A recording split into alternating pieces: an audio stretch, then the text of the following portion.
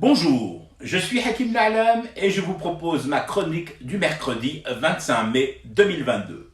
Elle s'intitule « Cette fois ou jamais ».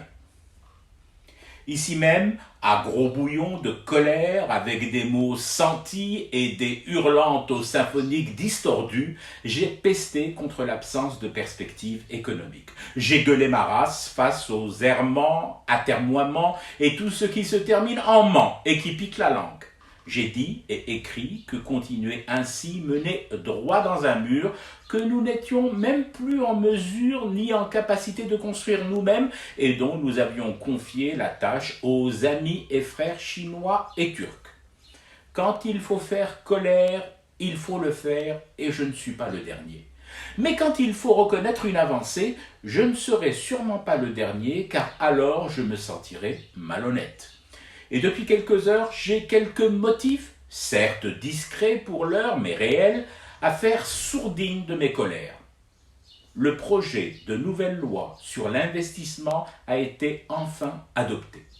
Et de l'avis d'amis plus versés dans ces choses-là que l'ignare que je suis, ce texte devrait enfin permettre de clore une époque maudite, celle du pays poubelle, celle de la contrée Arwah Barkou Khatik, je s'occupe, celle du bled jackpot où au bout de quelques mois et des kits mécanos remontés, tu peux t'en faire des neuves et en bronze celle-là. Oui, l'époque pas si lointaine du Bouteflikas Band où le mot d'ordre était inscrit en lettres de honte sur les frontons des aéroports et ports.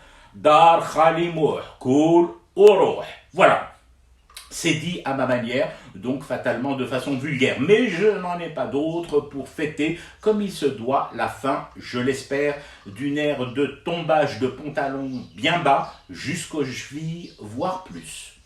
Une loi avantageuse pour les deux parties, celle qui ouvre sa terre, ses moyens et ses attentes de partenariat gagnant-gagnant, et celle qui tient à venir pour gagner de l'argent, mais pas sur le dos de gogos, cocufiés et consentants.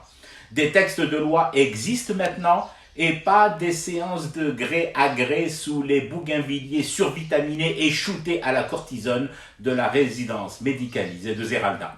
Oh, bien sûr, vous pouvez toujours me dire « Hakim, tu t'emballes !»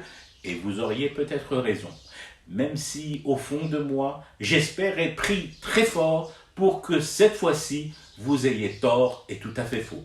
Car sans vouloir jouer au Nostradamus de supérette, si ce coup-ci, malgré cette nouvelle loi sur l'investissement, sa foi encore et encore, alors rendez-vous ultime dans ma machacha pour y fumer du thé en non-stop afin de rester éveillé à notre cauchemar qui continue.